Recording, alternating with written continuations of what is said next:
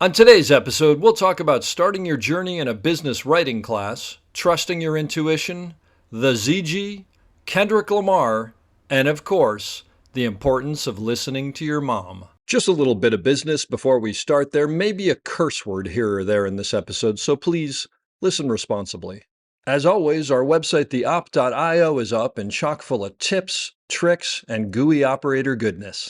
Make sure to check out The Breakdown, where the best operators in the biz explain shots they have done, The Musings, where we discuss everything from quick tips to larger concepts of storytelling, the answers, the images, and so much more. I may or I may not take a break or two during this episode, but I promise that none of them will be longer than 22 seconds. Finally, if you are enjoying the podcast, please follow us, write a review, share us with your parents, and talk us up around the water cooler with your friends. So grab a beverage, sit back, and enjoy the op. Thanks for listening. Lock it up, nice and quiet, and let's roll. Rolling. Victor 30 Echo, take 2. Hammer, D-mark. And camera set. And action. Hello and welcome back to the Op Podcast, the podcast where we talk about operating and the art of visual storytelling. I'm your host, Dave Comites, and I am here yet again from Panavision Woodland Hills in the theater because it sounds better than the backseat of my Prius. I'm really excited today to have a younger, newer, I don't know, a beginning, starting out operator who's doing amazing things, though. Adeshola Adigun. You got it. Yes. Who definitely, by the way, has one of probably the coolest name in Steadicam. I'll give you that.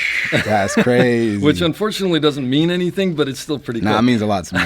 Anyway, he is a young, up-and-coming Steadicam operator and camera operator. Some of the things that he has done, both Steadicam, ZG, and some conventional A camera operating on Foxbody, an upcoming short film directed and written by Cameron Monaghan. Camera operator on Kendrick Lamar 2023 Music Festival Tour, which I want to ask you about because that's got to be cool. Steadicam operator on upcoming Black Tuxedo Cash App music video. DP camera operator on Earl Sweatshirt Doris 10-year anniversary documentary. Steadicam operator on Natasha Huntley Tell Me That It Never Really Ends music video. According to his Instagram, which has a lot of followers, and I follow a bunch of music videos and commercials and short films, and soon to be, I'm sure, big narratives. I have no doubt. Thank you for being here. Wow, man. Thank you for having me. I'm going to just say for the record, this is fucking crazy. I'm honored. We'll see. No, it's not at all. Nah. I'm psyched. It's great. Well, one of the reasons, so we'll go back into how we met in a second, but yeah. I asked you to come here because, and I've said this before about other people, but you're like right in the thick of it.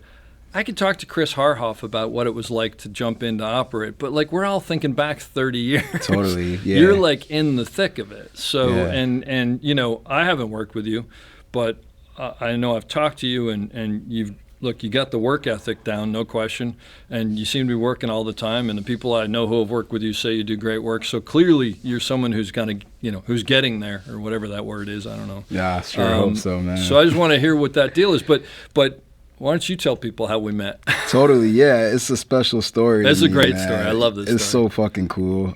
Also, just want to say, you name dropped Chris Harhoff. He's one of my first teachers.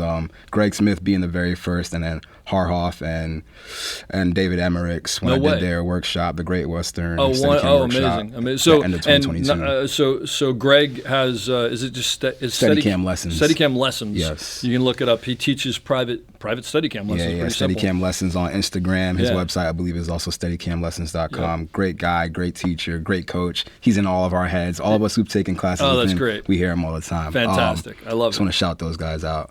Well, you and I met at the SOC Awards in 2023. So 2 years ago. February. Right? Or a year? A little over a year ago. Yeah, February last year.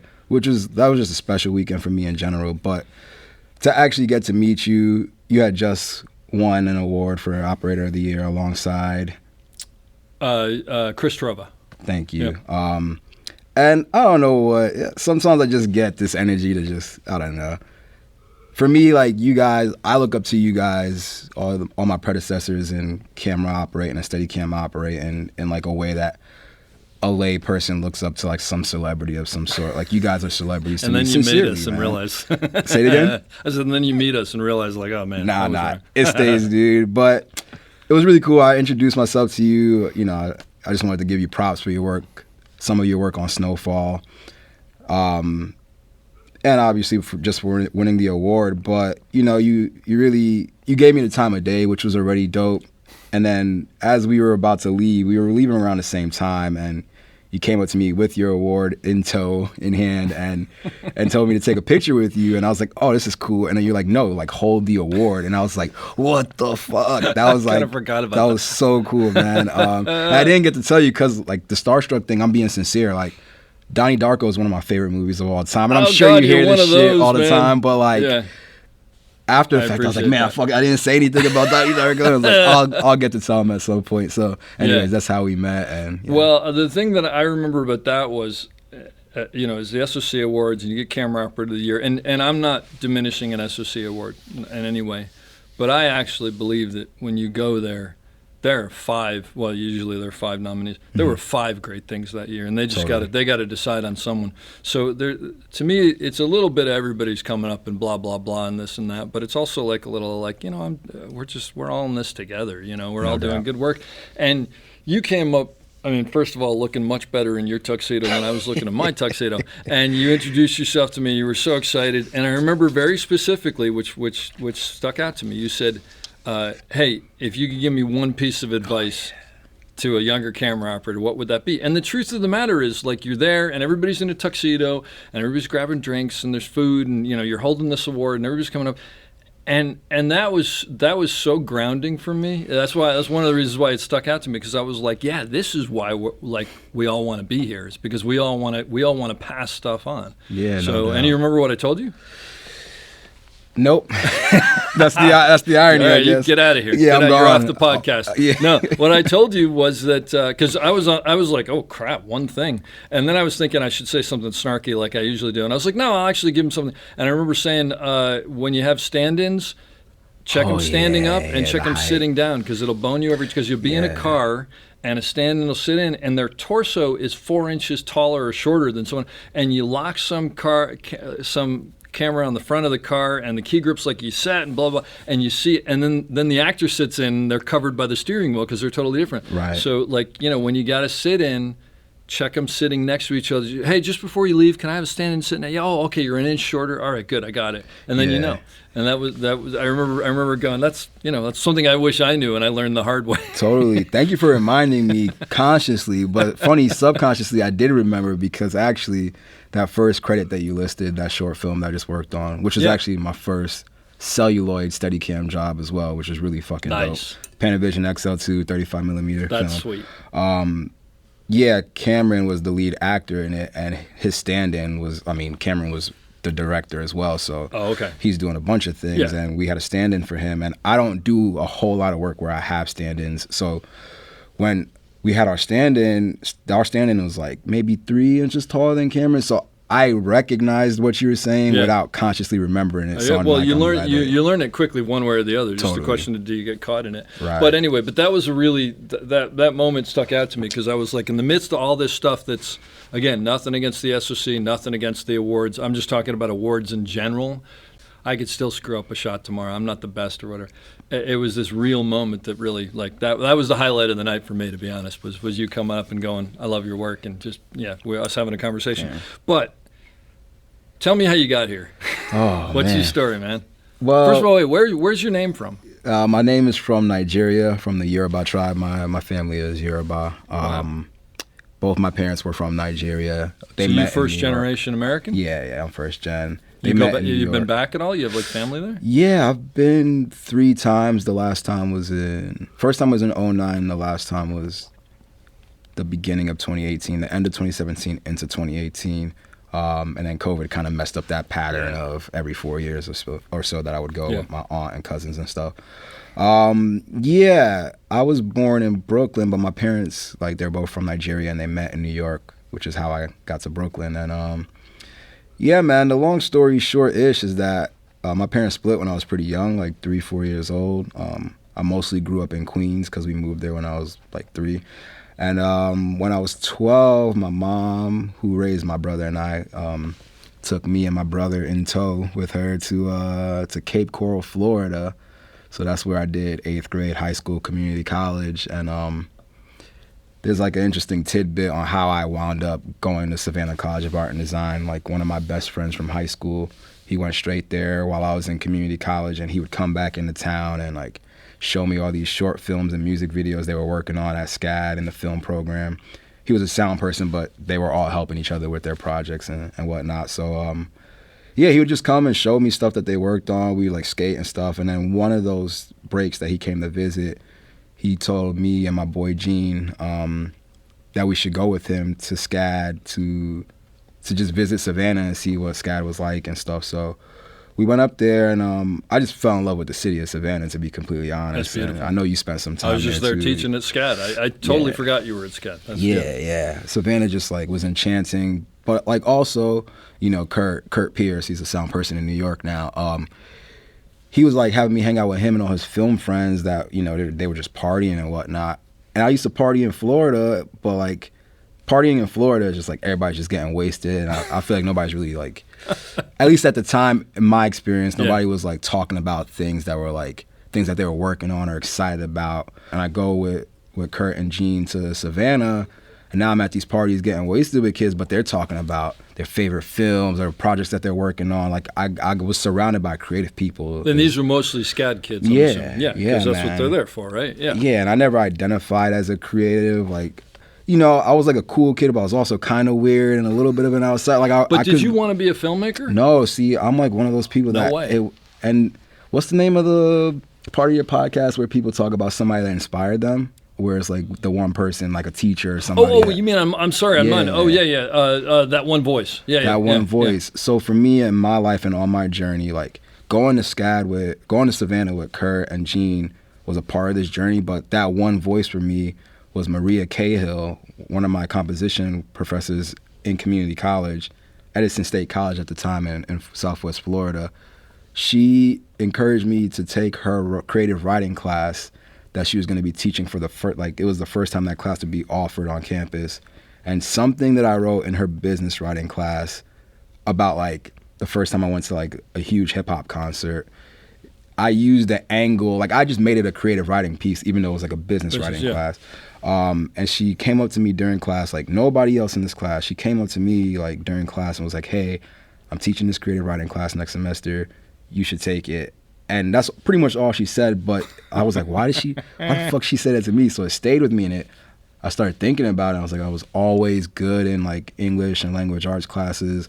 I just felt like everybody was supposed to be good at that, so I didn't think anything of it. But like I had a teacher in 10th grade who first period in school before like class properly started was like, "Hey, I'm writing this, I don't know, this like short story. Can you check it out? Give me some feedback." And I was like, I don't know, like some shithead like New Yorker in Florida thinking he's a shit, listening to Nas and all that. Like, why is he asking me? So because of her, that one voice, like, you know, I reassessed things and I was like, oh, I've kind of always been good at that.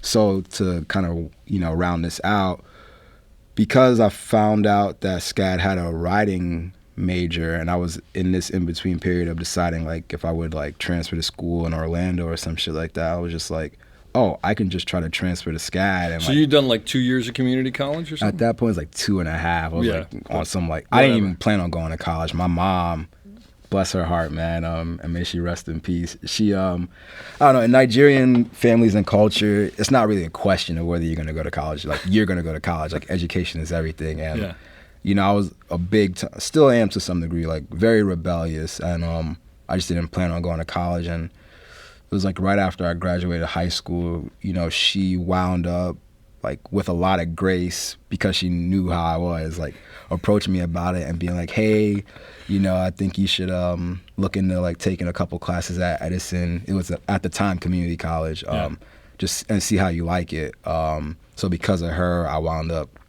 taking the placement test and all that, and going to school there. But I didn't plan on going to school, so it was kind of like... That's what moms do. Yeah, they get you to do stuff you don't want to do when they know it's better for you. Yeah. No doubt. In a way that you're like, it sneaks up and you're like, wait, what happened? No doubt, no doubt. How'd that work? So then you went to SCAD for writing then? Yeah. I kind of mushed in a bunch of stories, but well, it'll make sense. So I transferred to SCAD to study writing, and at the time, it was like a new major as well. So it was like 3-4 years in, and it was mostly, there was like a screenwriting major which was in the dramatic arts, and then there was like liberal arts, writing, which was like journalism and nonfiction. So I was in that program. But all my best friends and roommates, like that were my age, because they were Kurt's friends. I adopted all his best friends pretty much. Yeah, So that's all my what best happens, friends and yeah. roommates were film kids, and they were going into their senior year when I transferred in as a freshman because of credits and stuff. So Okay. my first year, all my best friends and roommates were like my age, but they were like ahead of me in the school. And then after they graduated, I, Yeah. start all over, so to speak. Yeah, But, yeah. So then, but how'd you get into production then? I mean, like, Yeah, 'cause well, clearly that's so- what you want to be doing. Yeah. Well, it was one of those things, right? I didn't have that itch or bug as a kid of like, oh, I'm gonna be a filmmaker. I just always thought like films were cool, and everybody did because we all watch movies and TV shows and Did stuff. you have any but, idea what you wanted to do? in terms of Like, like my whole life? Like, yeah, I as mean, a did kid? you have some plan that you abandoned, I- or you were just like, I didn't think that far ahead? Dave, man, I didn't know what the fuck I wanted to do. You're probably in the majority there, Oh, so I yeah? don't think there's anything Okay. wrong with that. My mom, at one point when I was like a wee lad, my mom was like, I remember her saying something because of like my way with words or something, that I would be a lawyer or something like that. But that's also like, again, like Nigerians, it's like education, success. So it was like, Yeah. you be a doctor or a lawyer Some or sort of professional. engineer. Yeah, Yeah. yeah. So even me now, like a lot of my family like shows me love and stuff. But I remember for a while feeling like a big outcast in the family because like most of my cousins, like my male cousins, are mostly like engineers, or they're some of them in the medical field too. Most of the women in my family medical field, like yeah, like it's just like So film I is was not. one of like one of these sort of like yeah. outcast in that regard. But yeah, man, how I got into film work is that I would help my friends and roommates like with their projects at SCAD, and then when I graduated after 4 years of like writing for the school paper as a staff writer, and then a stint as like the arts and entertainment editor, and I was like remotely writing for like a bunch of hip hop blogs and whatnot. I moved back to New York, and then for a bit I was writing for Solange, Beyonce's sister. She had a website called Saint Haran, and I was doing like music features for that. But it Like wasn't reviews and stuff like that? Yeah, Yeah. like album reviews, song write-ups if a new song was coming out, or okay. like culture pieces. So about like it was mostly R&B centric, but just like black music, culture pieces and whatnot. And that was a dope opportunity and like dope exposure and like great situation for moving back to New York after college and like just getting on the ground and running. But my journalism career wasn't going where I needed it to, and like I wasn't able to like really fend for myself financially, and I'm crashing with all my friends and my family sometimes and stuff, and it was just like, what's practical, and like what can I do? And Kurt at one time, because I was living with him, our other friend from college, Shane O'Hara, and his wife now, Lauren O'Connell, they were like really gracious and like allowing me the space to like figure my shit out. But I was like, man, what am I doing? Lauren's last name now is O'Hara because she's married to Shane. I should say that. I was just kind of like, what the fuck? And I remember Kurt at one point when I first moved back to New York, being like, why don't you get into production work? And me just kind of sort of wanting to stick to my path that I had already laid out. But it was always evident, even when I was at SCAD, that, you know, I could have changed majors and done film and probably been in a great place in terms of like passion and whatnot. But it just didn't seem practical financially because SCAD's already expensive on its own, and it's like changed majors in a time where I didn't even really know if I was going to be able to finish my program in the first place. I hear And you. It wasn't realistic, but I remember Kurt sort of nudging me in that direction and just being like, yeah, I'm way more open to that now. So I just told Kurt, like, hey man, like if you help me get a PA gig with one of the production companies you work with, I'll take it and run with it. Just like help me get the one. And at the time I'm working overnight stock at Uniqlo in Midtown Manhattan. That's like that store that sells like the jackets and stuff. Yeah, they're a Japanese company, but they're Yeah. all over the world, and Yeah. they're like the Japanese Gap, so to speak, but really like. So you're doing some high sort of quality like stuff. stocking job. Yeah, at night, whatever. stock, Yeah. 10 p.m. to 7 a.m. I remember those hours, and then Kurt helps me get a PA gig with a company he was working with at the time called People's TV in New York. A lot of doc work and stuff like that. My first PA gig, I remember it was 8 a.m. and it was supposed to be at 12, so 8 a.m. to 8 p.m. Mind you, I just worked 10 p.m. to 7 a.m. So I just leave Uniqlo. Wait, but how old are you at that point? Oh man, I'm 24. That's no big 25, deal. 25. Yeah, I mean, I had that drive. I was like, fuck it, let's go. But anyway, that's crazy. 10 p.m. to 7 a.m. at Uniqlo. Hit the train. Get to, I forget where we were for that first gig, but like lower Manhattan essentially. But you're totally psyched. I'm psyched and I'm tired. And I'm like, I got adrenaline too.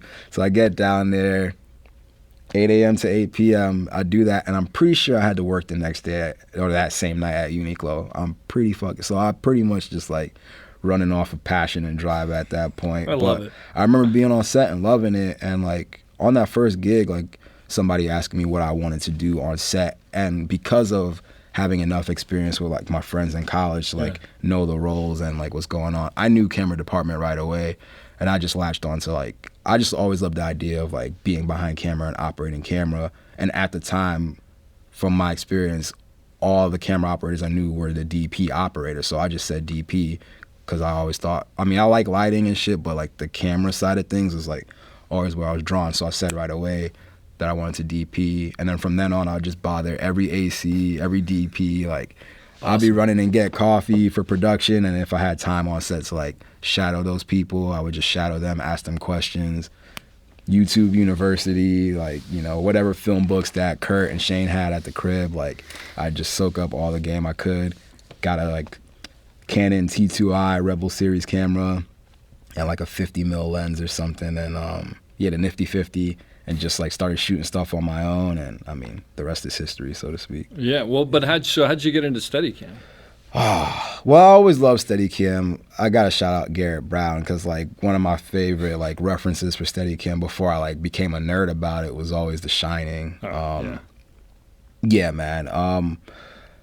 On set, I would always love when we had Steadicam and like I'd get to watch those people do their thing.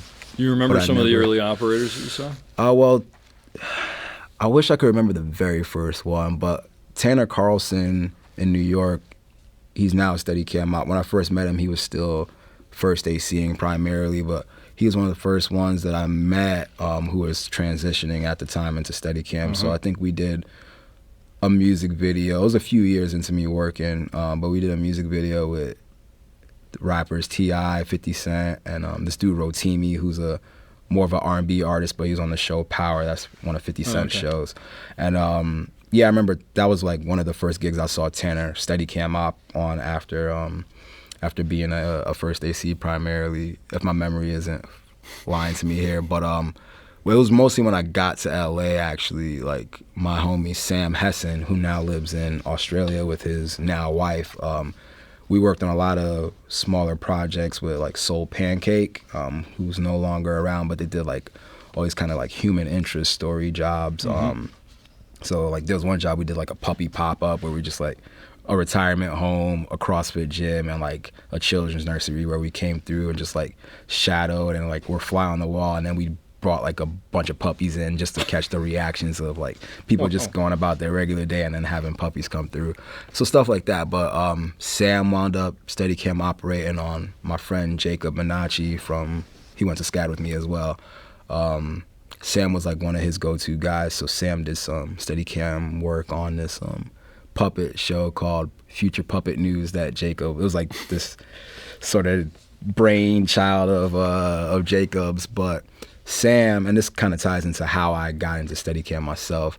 At one point, several years into my career and being in LA, Sam was like, hey man, like you're a great operator and you love camera stuff, like why don't you do Steadicam? And that was the moment, and that was in like early 2019. That was the moment I was like, I've always loved Steadicam, but I never considered it for myself because I never saw at the time a black Steadicam operator, and I knew like the barrier of entry financially and also skill-wise and physically. I just never even properly considered it for myself. So it took like a friend like nudging me in that direction for me to even like envision it.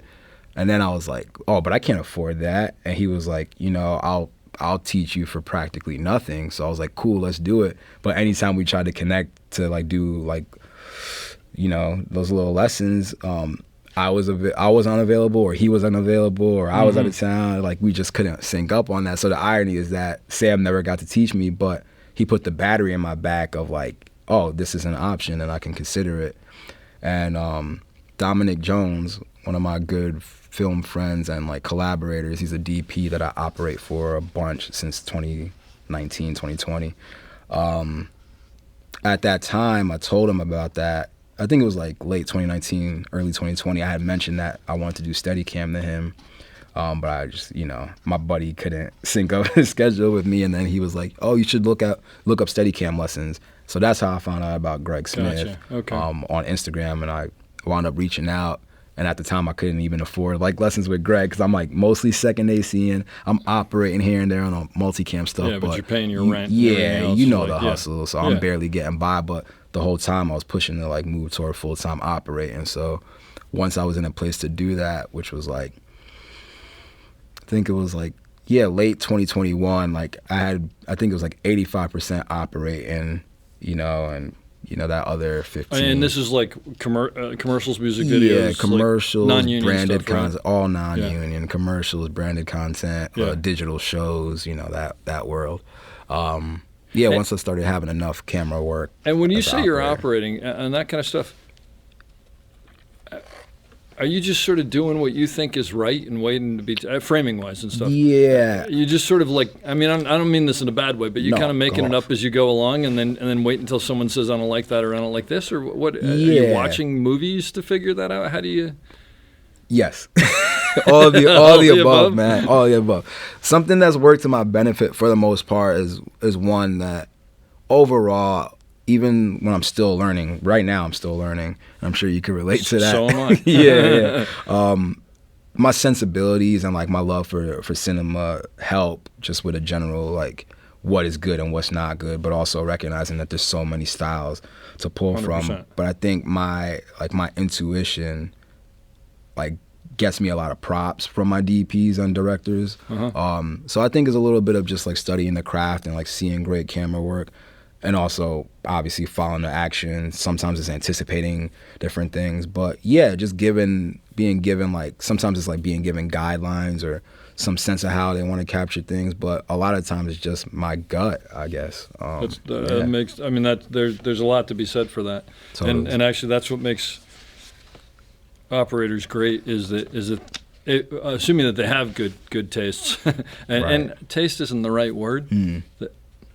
They recognize what's going to be good for the project. No I doubt. think is a better way to put it. No doubt. And that they're willing to like actually go out there and push something. No doubt. Yeah. And at the same time go, oh, that ain't it. This is it. Exactly. Oh no, I'll do that. Yeah. Sometimes it's a gamble, right? Like you do something bold or something you think is right, and maybe the director's like, "What the fuck was that?" And you're like, not "Okay, what I'm now gonna do next." now I know. Yeah. Yeah. There was someone I had in here who said that he did some shot in the. I think it might have been Don Divide. And his director said, "Well, that was horrible." And he's like, "Well, yeah, we're not going to do that again, are we?" And he just did, and he's like, "All right, now I know what you want or whatever." Yeah. But I hear you. So you're basically just out there hacking away at anything you can to learn and get better and better and better. Big time. And then did you start taking lessons from Greg at some point before you got a rig? So that's pretty much where I was going. Is that once I got enough, like my rate started going up. Plus, like I'm just more operating than ACing, which was great. And I was like, all right, this is the time. So I reached back out to Greg and I was like, hey man, it's me again a year and a half later. Like I can finally afford a lesson with you. And that was November 2021. I'll never forget. And we put something on the calendar for January 2022. And I did that first lesson with him. And I was like, okay, I like this. It's heavy as fuck. It's hard. Was it the first time you ever had a Steadicam? It was the first time I put the rig on. Wow. Yeah, and brand new. 2 hours with Greg, and he let me use his pro rig, which is like as you I'm sure can relate to. Most people think that's the Mercedes of Steadicam. In many ways, it is. It was one of the best rigs ever made. Yeah, it's fire. Yeah. So that was cool, but I was like, I need one more lesson to really decide if I'm going to commit to this and then invest in a rig. Did that second lesson, I was like, all right, bet, let's get it. And I had been talking to Tiffin about rig. I pretty much was doing my homework, and I was like, I could get a used rig. But I was so sincere about like this path and just camera operating at large. And to me, Steadicam is an extension of camera operating for myself. I know some Steadicam ops who just steady op and maybe will A or B cam if they have to or if it comes up on a job. Yeah. But I'm an operator and I love Steadicam and I want to add that into the mix. But I knew if I got a Steadicam rig, I would get offered jobs with bigger camera builds because I was full-time operating at that point. So, and I went through Able Cine to get my Tiffin rig. I have an M2, mostly all M2 pieces, but M1 bottom mechanics. Went through Able Cine, meaning they have like a deal where you can finance it or something like that? Yeah, they have a financing deal, yeah. Which, I mean, any operator who's trying to, who's looking at used rigs and all this other stuff, weigh out all the options. But if you know you like are committed and you need to get a big rig out the gate, but you can't afford to, like, that's a great option. So I'm grateful to Able Cine and Tiffin. Yeah, because they'll probably only, my guess is they probably only do new gear. Like, you can't buy someone's used gear that way or something like that. I think that Able Cine and Tiffin, maybe if you do a workshop, last I heard from a friend who did it many years they'll back. They'll cut you some sort of... if you're a member or you participate in their workshop, they'll cut you a deal. Yeah. Well, that's so you got your rig, and then did you just basically call everybody and say, I got a Steadicam, I'll come and... Yeah, so I'm gonna name drop a lot as much as possible. I'm gonna forget some people or to say their full names, but like, and you can probably relate to this, and I really appreciate you as like a predecessor and embracing me. But like, once you get in a Steadicam, like all of a sudden you start to like get embraced by the Steadicam community for the most part. It's just like in a way that as a cam op, as an AC, and even people in other departments, I never see this. Like Steadicam has such a dope community of people just trying to look out for each other. That's, by the way, that's Garrett. That came like from he Garrett. set the tone. And it came from Jerry Holloway and a bunch of people. But those beginning group of people, and I've said this before, Steadicam's amazing, and I love it, and it's changed my life. But the thing that's even cooler is that Garrett invented this thing that could be a really good, make you a good living and be a specialist and blah, blah, blah, and all over the world and this and that and the other. But the one thing that he did was he said, we help each other out, all of us. I don't care who it is. Someone's rig goes down at 2 a.m. and I get a call. I'm driving it out there because if one of us fails, we all fail, and it's still that way, which I love. Yeah, man, that's so cool. Call somebody in a pinch on a job, or even when we practice, we'll practice for an upcoming job or something that we learn we're not good at on a previous job. Different gear tips and whatnot, operating tips. So that's great. Yeah, I say that to say, well, I didn't get my rig right away. I had to wait. Tiffin had to I think maybe it was a back order situation or something like that. So I was waiting on my rig. I was wearing a Steadicam shirt on a job for Variety that I was like one of the operators on. Conventional operators on. And I met, was Zoe Lubeck, I believe is her last name. Sorry, Zoe. I met Zoe on that job. She was another conventional operator with me on that job. And she saw the Steadicam shirt, and she's like, "You're an operator?" And I was like, "Yeah, I'm still waiting on my rig." But I only got the T-shirt. Yeah, I got the Steadicam. I'm out here repping. That's the start. But it was cool because it was like an icebreaker in that regard, too. And then she was like, "Oh, I got to invite you to like some of the practice group threads and all that." And like, because of Zoe, like right away, like even before I had a rig, while I was still waiting on my rig, now I'm going to these practices and other operators are letting me like use their try rig their and rigs stuff. on. Yeah. Well, probably all of them can sort of like understand what it must be like to know that your rig's out there somewhere you don't have. Yeah. So I'm waiting on my rig, but I'm still getting the reps. So this was now. over at Tiffin? We were just practicing in the parks and stuff. Just show up at the parks, yeah. That's great. Yeah, it was before Tiffin opened up their practice space. That's amazing. Yeah. I love that. That's fantastic. Yeah, man. Yeah. And so you got your Steadicam, and you basically just, once you got it, you just called everybody and started putting yourself out there? Or what do you, like? It's funny, man. It happened in a few ways. So I was off Instagram maybe it was all of 2021. Yeah, so then in 2022 when I get back on it, I changed my handle at some point to Adeshola, just so people know and remember that I'm doing Steadicam now. Yep. So I'm posting videos from my lessons with Greg and stuff like that, and it's cool, man, because everybody that I worked with, whether I was a PA, an AC, back when I still used to do grip and electric and I was swinging, as an operator, etc. Everybody is now seeing that I'm doing Steadicam, and they're like, "Oh, I just like working with you. I know you're still starting out, whatever, but I'm keeping you in mind." So, I mean, a few things happened. One, people just saw my commitment and dedication. I'm just posting stuff from practices and whatnot. I just completely changed my approach to social media because I got back on. I was like, I don't even know if I want to be here, but you know what? I'll use this as an opportunity just for work, craft and like branding myself. And I mean, it really helped. You've given me props even on like my output on social media. So. Yeah, you have social media down as far as I'm concerned, because the thing is, and anybody who's listening should go to check out Steadyshola, Steadishola, right? Steadyshola. Yeah, you got it. On Instagram, because the stuff that you post, it's like, look, it highlights what you're doing, but it's not. Look at how fly I am. There's a little bit of that. No, there's a little bit of that, but that's not. It's like that's not the whole thing. Totally. I mean, sometimes I don't know. I see these things of just people like doing like stupid Steadicam tricks, and it's just like that's just showing off. Yeah. And this is more. No, I mean, like you're proud of it. Like I just did this music video, and here's me doing this move or whatever. Yeah, it's more like my journey, I would say. Which is great. And that's cool because I don't journal anymore. I used to journal all the fucking time. Now I don't. So sometimes I use that as an opportunity to remind myself of like where I've been and where I'm going in my career. But yeah, I think that for me, it was just that people saw me doing it, and now they're like finding an excuse to like continue working with me. And like Steadicam is so niche and it's so expensive too. So I mean, obviously my first jobs out the gate weren't like huge, but there's like a lot of synchronicities that happen, right? I just want to shout out Tyson Galland. Is that how you pronounce his name? I think it's Galland. Yeah, I'm gonna fuck up so many last names. I can't be mad at anybody who mispronounces my name. It's all good. Tyson, man, shout out Tyson. He helped me get my first Steadicam gig. He was working at Tiffin at the time? No, he was freelancing. Okay. I think it's like maybe a year out from He's him a good leaving guy. Tiffin. Yeah. Tyson was so great to me, and still is. Like I'll call him randomly with some thing I'm trying to sort out with my vault, and he'll be like, "Oh, did you do this?" Yeah, and he's done. also like the Vault Whisperer. The Yeah, Vault is this whiz kid. What is Buzz Moyer calls it, a horizon augmentation device, I think. Yeah, horizon assistant thing. Yeah. Like, so I mean, we're getting into that thing we talked about with like Steadicam, like me getting into Steadicam specific stuff, but like so much of Steadicam is like maintaining a horizon, right? And I have this thing called the Vault, which helps operators go out on jobs and not have to think about maintaining horizon and focus on the shot, the scene, etc. So Tyson helps me with that. But I say that to say, I bring him up because I almost had this Steadicam gig through a producer that I had worked with as a conventional operator. She hit me up for this gig, and then it kind of went away.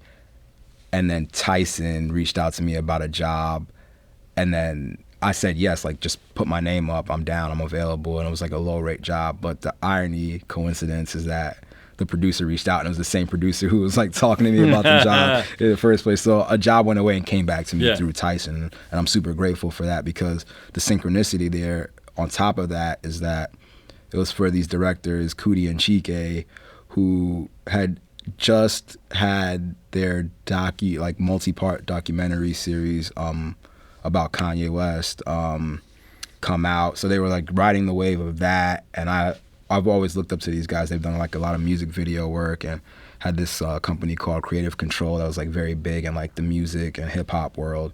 And it was like one of the websites I wanted to like be a part of when I was doing my journalism stuff. So it was kind of like this multi-fold synchronistic alignment for me of like my first Steadicam gig out the gate was with these two directors who I've been looking up to for like 15 to 20 years. With a producer who I worked with on some other stuff, and a job that I thought went away that then came back through a Steadicam homie who has helped me out a lot. And it was on the Alexa 35, which brings me back to what I was saying about just getting a big rig outright. Because if I didn't have that rig, I couldn't have flown the Alexa 35 with Panavision Primos and filters and Mapbox. Yeah, it allowed you to do the work. Exactly, man. So that was my first gig out the gate. I think I answered your question. Yeah, no, you did. But do you remember? Were you freaked out? You know what's funny, Dave? I was freaked out, and I wasn't. What? It was a music video, or what was it? It was. Oh yeah, it was. It was a sizzle for a potential series. Oh, okay, all right. I think for Sky. I don't know if it's called Skynet. It was narrative. Was it? Like it was narrative. It was a narrative. Okay, piece. gotcha. Yeah, okay. yeah. What was that? What was that like going out and going? Oh my God, I'm getting paid to actually do this. Well, the rate was low enough that I didn't feel as shitty about like, am I qualified or not?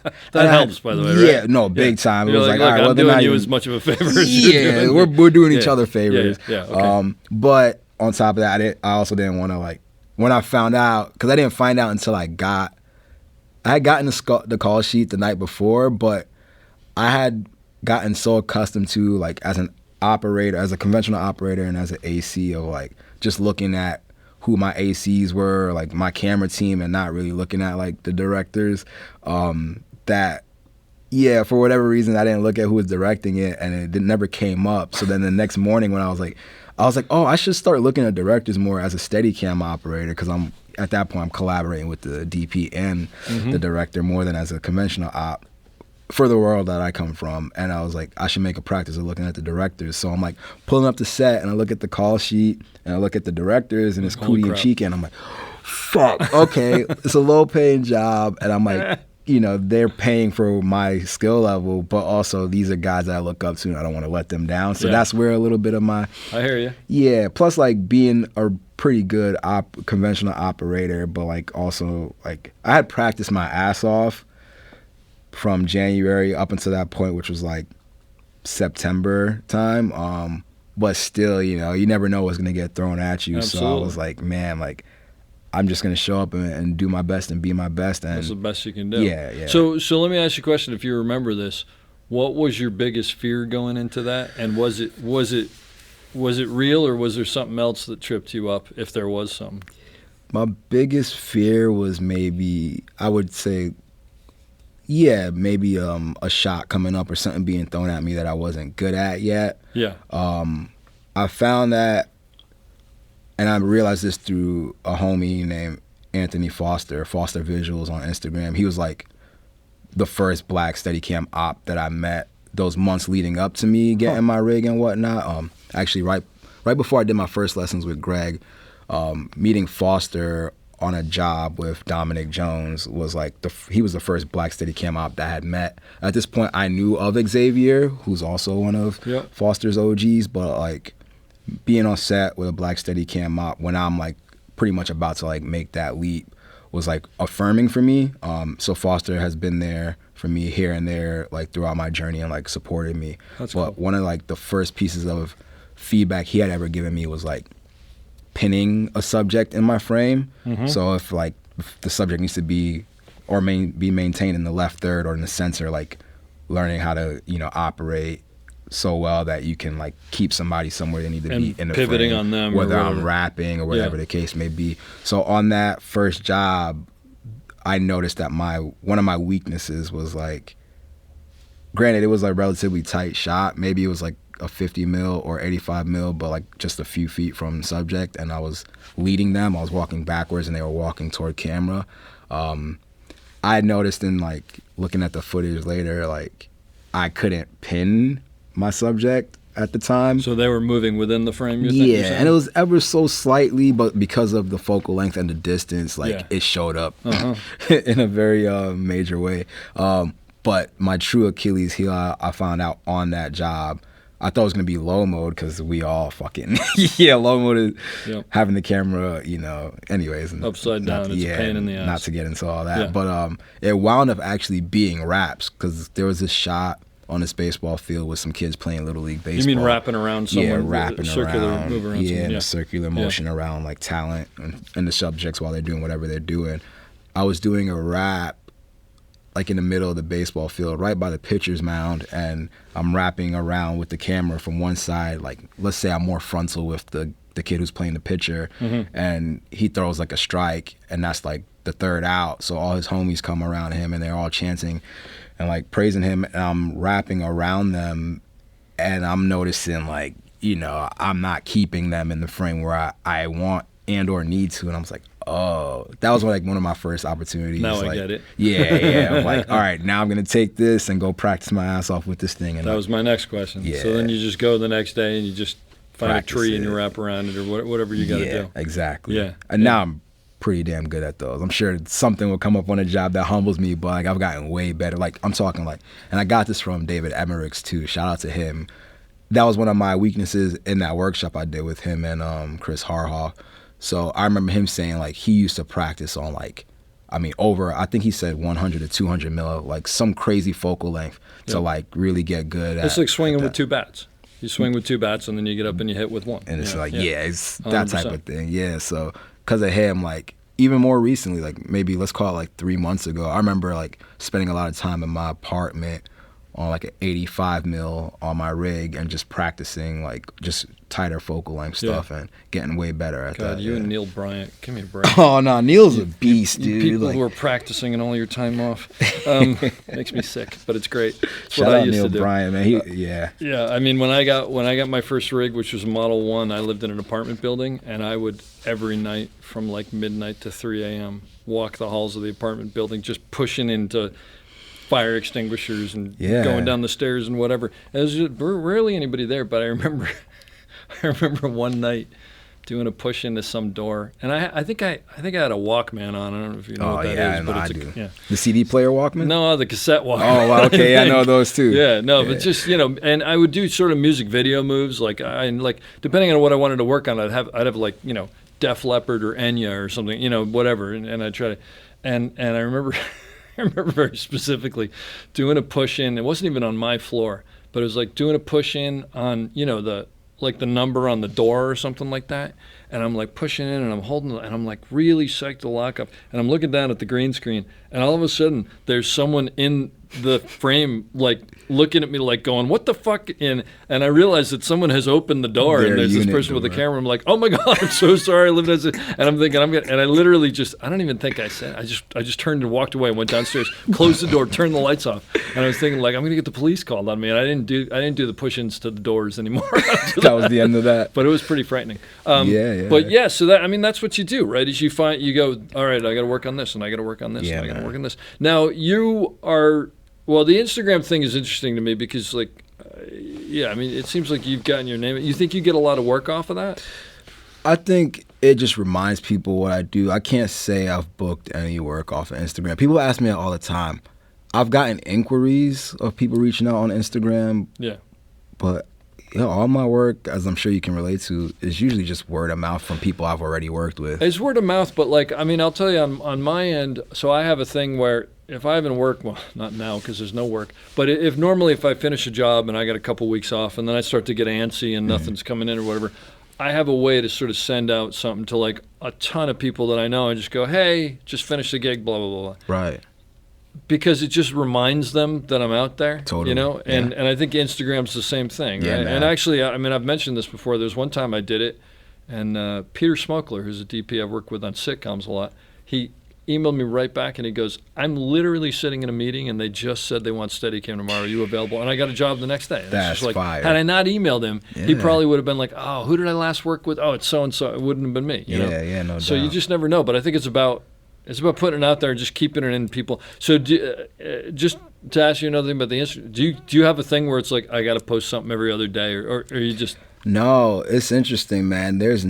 Sometimes I think, like if I have a post ready, I'm like, okay, should I look up what time of the day is the best time to post up just to get more visits? And I'm like, no, I don't give a fuck. And I don't have a schedule. I was just looking. I just posted for like the first time in like 2 months. I thought maybe it had been 1 month or something. Yeah. Like, I don't. Oh, is that right? I don't know. It seems like your stuff comes up all the time, but maybe well, it also gets I post a lot around. in my story. I should specify. Maybe that's what it I post is, a lot in my stories and less so like post to my grid. I don't quite understand why one's better than the other, but whatever. It's a mystery. I think the grid. I mean, obviously it stays on your page, so there's always that. It's more of the evergreen, whereas the stories is 24 hours. I post on my stories, like if I'm on a job or I have something from a job I want to post, even if it's later, I just like to put stuff on my stories.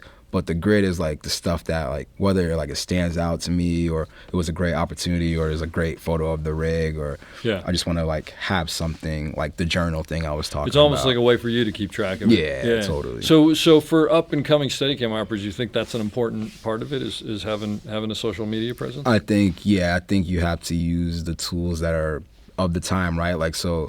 Not to age you, but like email back in the day and calling people from the phone book or just like popping into like. Do you know what the LA 411 was? No. LA 411 was this book that was, 3 inches thick. Mm-hmm. And you opened it up and it was like production companies and craft service companies. I think you talked about it on and they had DPs and they had directors or whatever. And when I wasn't working, I would literally just go through the DPs and call them up and have their home phone numbers in there for the most part. Yeah, man. And I'd call them, and I remember very specifically, I was always psyched when they weren't home and their answering machine came on because I was like, oh, God, I don't have to like talk. I could just go, Yeah. blah, blah, blah. And chances are they deleted it anyway. But it made you feel like you were doing something. Yeah, you were know? actively trying to At least do I'm the trying to thing. find work. But Yeah. that's interesting because that's a whole part of it that, I'm involved a little bit with, but I don't do on any level. So, and then at some point you hooked up with the ZG. Oh, yeah. So we mentioned Neil Bryant earlier. He's probably tired of me saying this shit, but like major shout out to I'll Neil cut this Bryant. part out. I'll fucking look up to that guy so much. Neil is a fantastic Steadicam operator, winner of last year's Yes, SOC Camera Operator award. of the Year Yeah, award. Very yeah. well deserved for what was it his called? work on The Last of Us. Last of Us, which that's right. also is to get back to how I got involved with the ZG.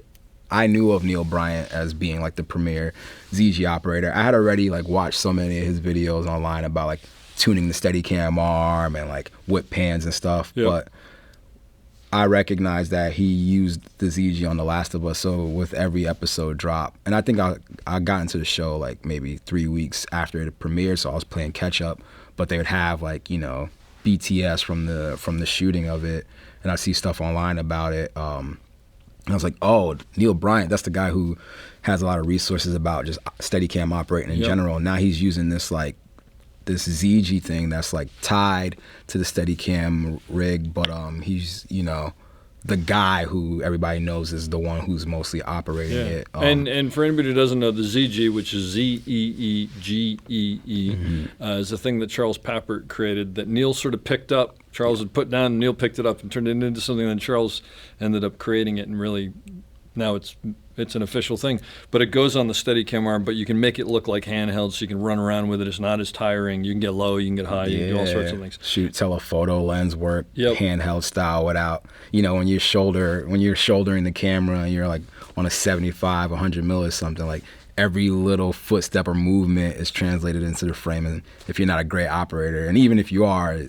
get a lot There's only of. so much you can do. So Yeah. the ZG helps take that out. You can Big limit it, time. whatever. So did you just contact the company and go, I dig this, what's up? Or? No, I just admired it online. There were also a couple young operators like Garrett Gask and one other person who I'd seen playing around with it, and I've seen them on like Cinema Devices page. Shout out Cinema Devices. They're a big reason why I was able to get super they involved with the manufacture it. ZG. Yep. Yeah, they manufactured the ZG for Charles Papert. They took feedback from Neil, who had been sitting on it for like 8 years with Charles's prototype, and Neil gave them feedback about what could change. So when they made the first version that was through Cinema Devices, they made a new and improved ZG with Charles and Neil in mind. And yeah, they had posted. So Charles, through the ZG Instagram, had posted that there was an upcoming demo. So this is the same weekend. That weekend was so important to me as the SOC Awards last year. Oh, no way. It was the day after the SOC Oh, that's right. Awards I remember that. Was that ZG demo. Neil at some bar. I remember. Yeah, Lawless Brewery Lawless, yeah, in yeah. North Hollywood, I Neil believe. had a this is how you use the thing. Yeah. Right, which was so special to me because I had already kind of been geeking out on it. And to then have the opportunity to go and see it being used and how to use it from the guy who's had the most time Yep, with it, yep. even more than Charles, like Yeah. Neil's the guy. So I went to that, the SOC Awards, and then That's a good weekend dude, right it was there, man. incredible. It was like one That's of those great. life-changing Yeah, weekends. that's great. So the ZG demo was really huge because now I got to see the thing personally in action. I got to try it on. I got to meet Neil finally. I saw him at the SOC Awards the night before, but I was like, he was like one table away from me. I'm like, I don't want to go bother this guy. But I saw, I was like, I'm gonna bother this fucking guy. I'm So I glad got you to did. meet Neil Yeah. properly, which was cool. I didn't get much time to talk to him because it was like he was overwhelmed. There was so many people. Getting asked questions by everybody, but that was Yeah. great. Yeah, But that was awesome amazing. for So, me. and you've gone out because I've seen that on Instagram. That's how I know is you've gone out and used that quite a bit. Yeah. Once I put the ZG on at that demo, I was like, oh, I love Steadicam, but Steadicam, as you know, is like, it takes a while to get great at it. Like, I picked up the ZG and I was like, oh, this is like, I had get already this. had reps in as a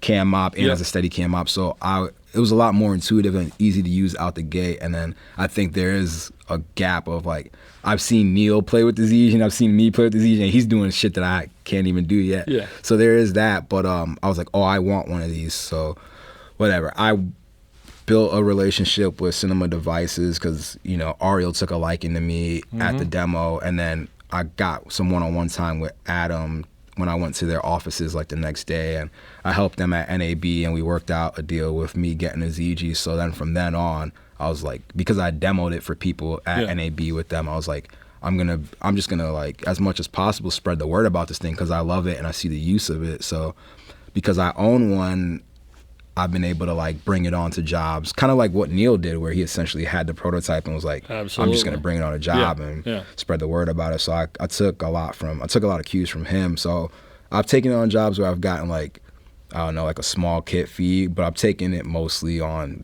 narratives and gotten nothing for it, but I just want to spread the word. Yeah, and also you get better at it, you realize how to use it better and whatever, you close that gap. Totally. But that's great. So at this point, you're doing mostly what, music videos and commercials, some small narratives and whatnot? Yeah, I've done, I think in the past 2 years since I got into Steadicam, how many short films? Really, I started doing short films as a Steadicam op just over a year ago. So it was like a year into Steadicam that I started doing narrative. I think I've done, let's call it 10 short films in a year. And how do you get into that? Is it just word of mouth, or is it like you put your name out in certain communities, or what do you do? Most of the short films that I've done have been with DPs that I work with on like branded commercial music video stuff, but then they'll do like the low budget short film because they want to do narrative, as do I. Like narrative work is really where I'm fulfilled.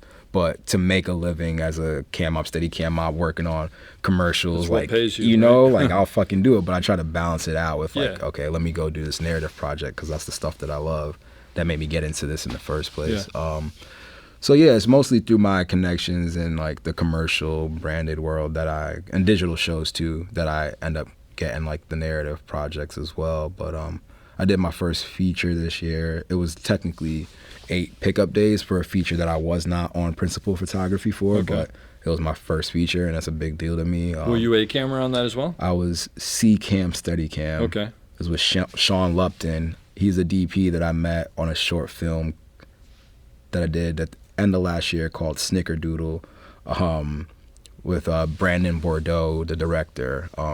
Brandon reached out to me through a mutual friend of ours.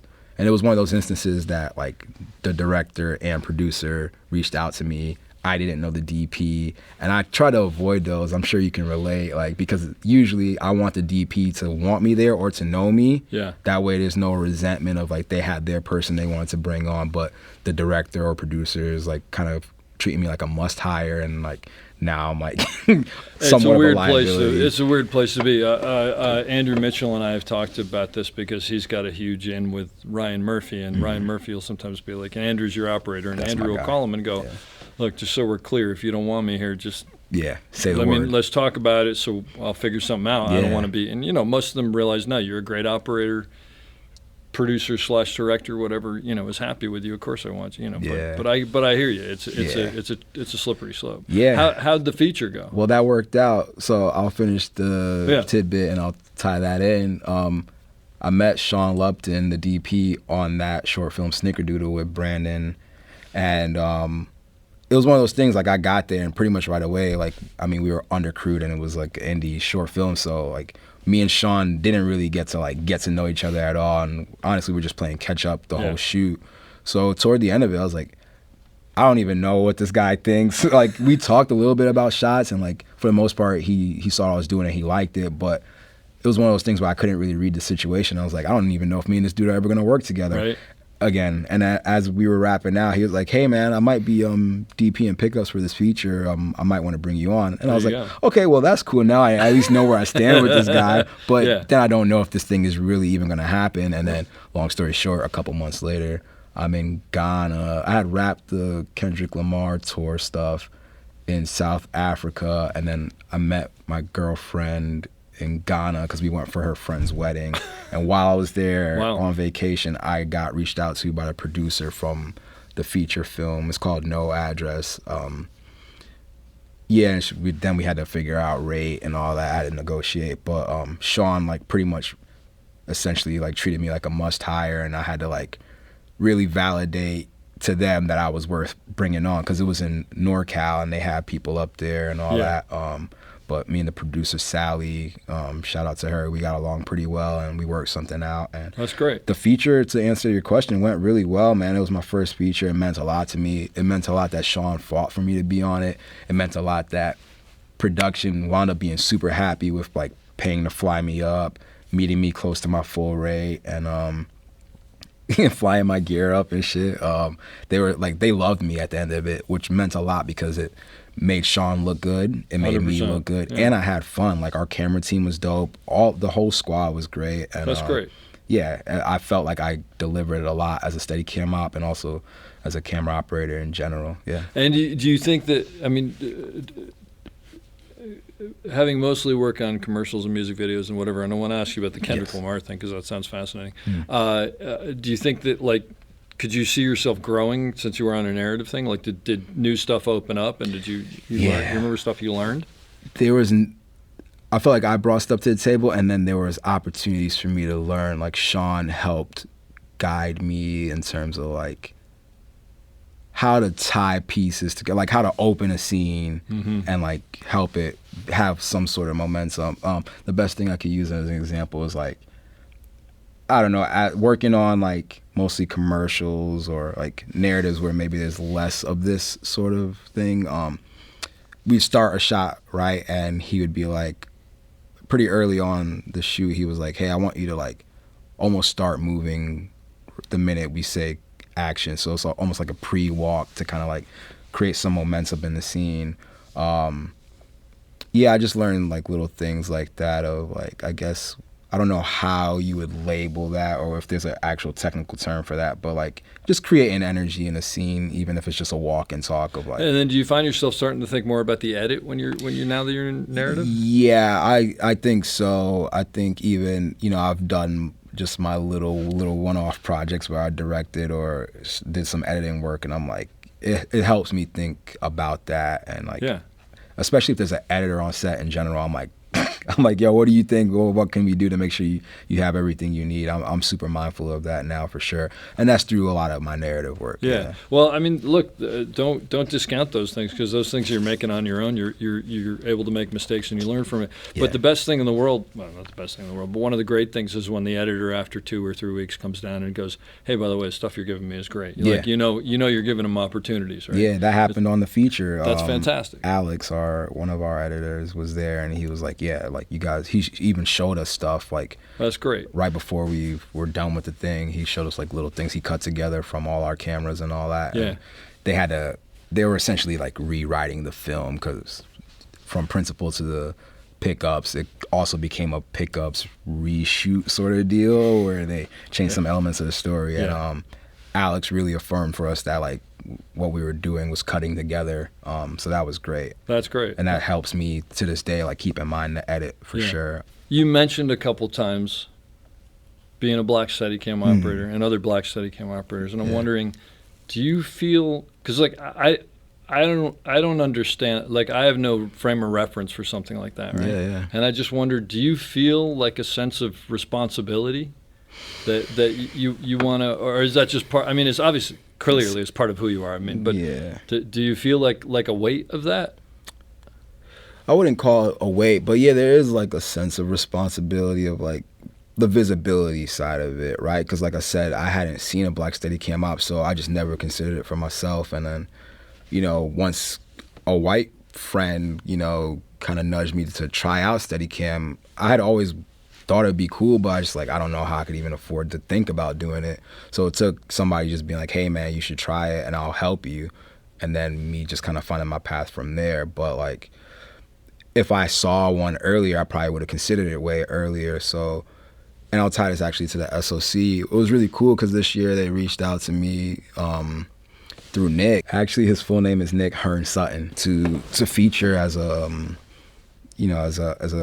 feature post for their Black History Month stuff. Oh, cool. And a part of me kind of feels like that stuff is like, I don't know, kind of corny, so to speak. But I also recognize how important it is, like, for somebody else to see a young black Steadicam operator. So I was really grateful that the SOC reached out. Well, that's kind of why I asked, Yeah. because you sort of made it sound like you would wish you had seen more of that. So I'm Yeah. wondering whether you feel the weight of like Yeah. making sure that's out of there for other people. I had to get out of my own way about that. Like I felt it was a great opportunity, and I had like mixed feelings about stuff like that in general. But then I thought about it, like this is bigger than me too. So like by me doing that, even and like them featuring the SLC featuring me on their Instagram and Facebook, like I got reached out to by, or just saw in the comments, like young black people who want to do camera work, and like they see this guy who's doing it, you know, even, you know, as early in my career as I am with Steadicam in particular, like them seeing somebody doing it helps them feel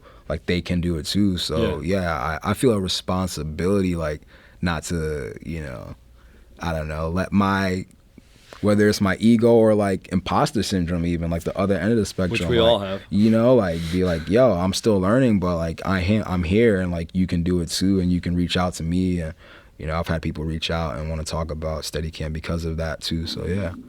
So Kendrick Lamar, so this is concert stuff. You're up on the stage. Yeah, this is crazy. Shout out my homie Reed Chowinski. I got the opportunity to camera operate on tour with Kendrick Lamar last year. He was doing a run of music festivals essentially.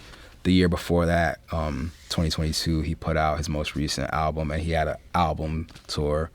And then last year was all music festivals essentially. In 2022, when they did that tour for the album, they did a stop in Paris, and for that Paris show, they did an Amazon live stream of that. And Dave Free, who's a business partner of Kendrick Lamar's, and Mike Carson, they like co-directed this thing. And I mean, I'm just fans of them in general. I used to watch Mike Carson music videos, like when he used to do stuff for Big Sean, like, you know, 10 to 15 years ago and stuff. So it was cool just seeing him elevate his craft and do stuff with Kendrick Lamar and his company PG Lang. But I say all that to say that I'm watching this live stream. Kendrick Lamar is one of my favorite artists of all time. And I'm watching this stream, and they have some incredible cinematography and camera work. And the Steadicam work was really impressive. So I'm watching this thing, and I'm like, man, I got to reach out to whoever this Steadicam operator was. So listed in the credits was Reed. And I mean, I pretty much just reached out to him on Instagram. I was like, hey, dude, like, I love your work on the Amazon live show, whatever. By the way, there's nothing better than getting out of the blue someone you don't know, someone saying, I love what you're doing. It's the best thing. Yeah, I'm sure. I haven't had those yet. I get like little your versions stuff's just not that. out there enough, but it'll happen. Yeah. And Reed was super gracious. He was thankful that I reached out like that. And pretty much I was like, hey man, like whenever you're in town, like, cause I know you're on tour, whenever you're in LA, like love to get coffee. So true to his word, when he got back, he let me know, and we got coffee, and like we've become friends essentially. But last year when they were doing that music festival tour, the other operator who was operating alongside Reed, it was just conventional on this tour for the most part. There was some stops where we had Steadicam, and Reed did Steadicam in LA for that, and then there was one stop in overseas somewhere where we had we had somebody from London who was on the team for whatever reason doing Steadicam. But last year when they were on the festival tour, the other operator, Jared, him and his wife were about to have they were expecting their first kid. So he knew he was gonna like leave at some point to be a present father and husband. So when that happened, Reed put my name up with the director, and the director reached out to me, Damien Gravoy, I believe is how you say his name. Damien reached out and was like, hey man, like reaching out about your availability. I didn't know who, like why he was reaching out, or like who from. He was just reaching out about like some live work, and I was like, yeah, I'm down. And then he told me it's for Kendrick, and I was like, oh, Reed must have put my name up. And I asked him, and he was like, yeah, and I was like, that's fucking crazy.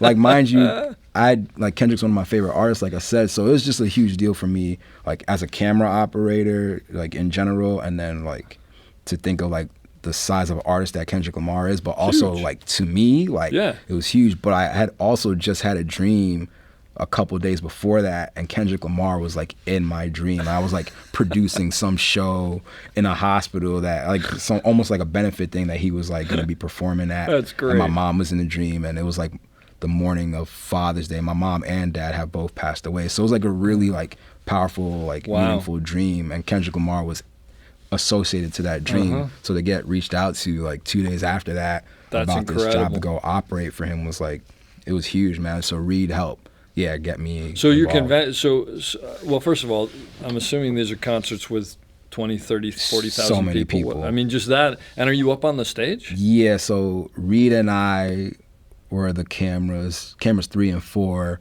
that were in the pit, so at the very front of the stage, essentially. So you're in front of this. I mean, the energy must just be Insane. I'm still processing that shit, dude. Yeah. Like, yeah, the closest thing yeah. I did an Erykah Badu music video where it was a Okay, concert, dope. but it was probably 5,000 people, and that was nuts being up on stage for that. But I can't imagine these things. So are you Yeah. doing? And that kind of thing, do you have the same, like every concert, are you sort of like you've got the drummer or you've got Kendrick or you've got, like you have the same thing, or are they just talking you through it live as they go? Damien's talking to us in our headsets, and this is broadcast. Like we're essentially operating for the show, so the jumbotron. Oh, or you're shooting the whatever. jumbotron. Okay, yeah, I gotcha. Yeah, we're capturing for that. So we have 4 cams. I think we just had local people operate cameras 1 and 2, which were front of house cameras. Big wide or And something. yeah, me and Reed are doing 3 and 4, and we're essentially on Kendrick. Damien would sometimes shout out to us on comms. I was the camera that would go to the dancers a lot, but if there was because sometimes our risers weren't the specs that they asked for whatever reason, so sometimes our shots were slightly different than we wanted. So if there was, I don't know, like a speaker or like a piece of pyro gear in my frame at a certain part of the stage, then Reed would just pivot and like grab some dancer shots if I couldn't get them. But I was pretty much Kendrick and dancers because he has like these dancers that do What these a blast, shows. man. And how many Yeah. shows did you do? I didn't count, but I think off the top of my head 10 or 12 because we had 2 weekends of Austin City Limits. I came on for Chicago, for Lollapalooza, Montreal, Oceaga Fest, and SF Outside Lands. And I call that essentially like my trial period Yeah. because then from there, then I got asked to come back on. We did Austin City Limits. We did Vegas Day and Night. So that's already 5, plus Austin City Limits was 2 weekends, so that's 6. Atlanta for 1 music festival. What else did we do? I think that's most of the. What a Oh, blast. LA for Flognaw. Uh-huh. Then we did overseas. I couldn't do Japan with them like I wanted to because they brought me on so last minute, and it was like Yeah. some sort of visa thing. Visa, but yeah. so that sucks. But I've been to Japan, and I would have been sick to go back. But I did Brazil, which I'd always wanted to go to Brazil. We did. We weren't in Rio. We were in what the fuck is this place? It's gonna kill me now. We did Brazil for F1. There was like some concert for the F1 festival. Mm-hmm. So we did that, and yeah, we did Rwanda. Wow. Yeah, Kigali, Rwanda, and we did South Africa. So yeah, that's like 10, I think. Yeah, incredible. What a gig, man. That's Yeah. fantastic. And it just felt bigger and bigger. You must have like, just been South in Africa was heaven. I mean, insane. like you said, it's the perfect storm. And you get, and also all that live stuff. I mean, that's where your operating all comes in because you got to make instant. Dude. There's no second take. And like from the first show, and I feel super fortunate, and that's to tie it back to like the thing I was saying about like my gut instincts as an operator. Like they had like a well-oiled machine, and Kendrick and his team, they brought for the most part the same team on from the album tour to do the festival tour last year, and everybody kind of knows the show. The show changed between those 2 tours, but like everybody knows the gig, and I came on to replace somebody, so you can kind of. You just got to slide in and not make any noise. And from that first show, Damien was like, dude, you get it. And that's I great. think that's part of the reason why Reed,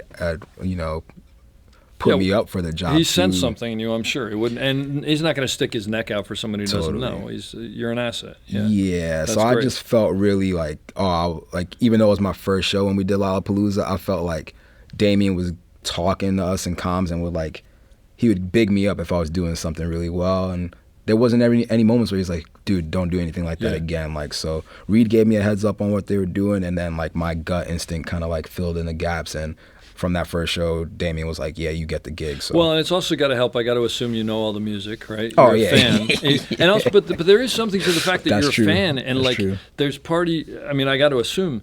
Like if I was doing something like that for someone I was just nuts about, Yeah. I wouldn't want to make him look bad. Like I doubt. only want to lift him up, right? No so doubt. Yeah, That's a huge factor. Thanks That's for pointing amazing. that Well, out. if you do it again, you need a cable guy. Give me a call. Yeah, I'll dude, come with you. I gotta humble you a little bit. 'cause I I'd be know- fine with that. I'd go all over in cable. Although I just need earplugs, but that's about it. Oh, but yeah, me too, that's what a dream, man. Well, that's so great that you got to do that. Yeah, That's- big time. on so many levels. I mean, Yeah. that's fantastic. So what's like what's the 10-year plan?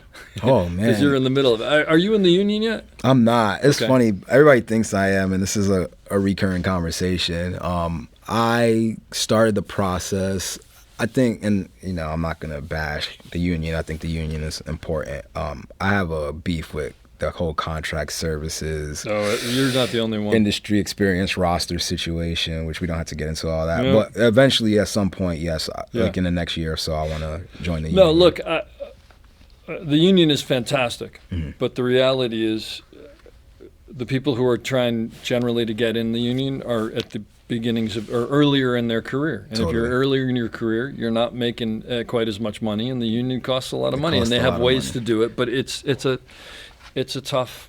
Yeah. Yeah, And but- a lot of people express their hardships or frustrations. But I've also had so many union homies, or even like Baird. He's like tried Baird to help Steptoe, me. Yeah, yeah. Baird Steptoe. Presently the president of the union, and also Yeah. a career like AC. first AC, Yeah. who's been around and done everything. Yeah. Yeah, he's tried to help me.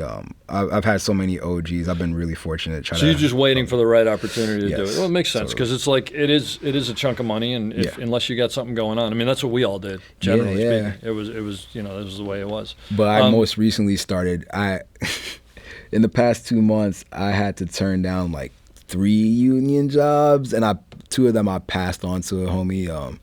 Shout out to homie Edward Hill. He's another Black Steadicam op who he's younger than me, but I look up to him because he's been doing this longer than me. Okay. It's cool because I had to turn down those jobs, but I was also able to give another operator those Yeah, jobs. that's great.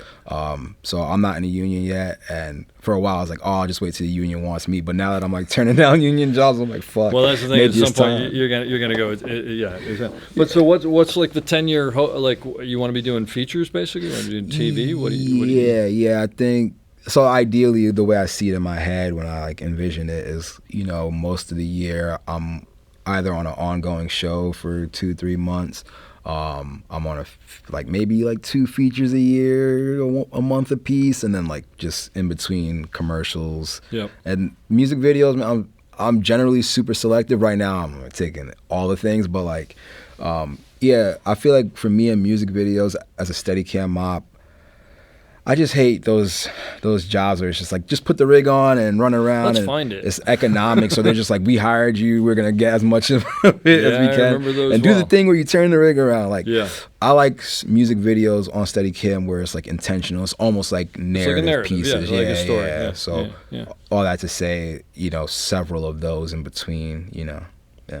Yeah, that's great. And then I'm assuming that you've spent time on the wheels and whatever. So you're Dude, I love the wheels. Sometimes I go to Panavision Hollywood and practice. Nice. Otto Neiman's had a wheels workshop last year that I went to just to go practice, essentially. And then, I did Greg Smith's Techno Crane seminar last year, Mm-hmm. which got me into using the wheels as a remote head and actually doing Techno Crane That's wheel fantastic. work, which was huge, man. It almost just made me. It was just there are no limits. To be able to do something like that I probably wouldn't have done for another 5 to 10 years, and do that with him. I just invested in myself, paid to do that seminar with him, and got That's to really great. take shit to the next level. So Well, and I'll tell you this: if you are on a show, and I've said this on here before, and your C camera or B camera, and there's a big Techno Crane shot, if they have extra headsets, put on the headsets and listen, because that's one of those things the operator and the Techno Crane guys and the dolly grip. It's just communication. the communication and how to set it up. It's one of those things. The only way you can really learn it is either by doing it, which is not the best way to learn, no although doubt. it does happen, or by listening over the headsets and hearing all that, because it's just there's so much involved in it. And I actually just started. A lot of the drone guys now, you can use the wheels with the new what is it? I don't know, the Inspire 3 or something like that. But the wheels now hook up to it.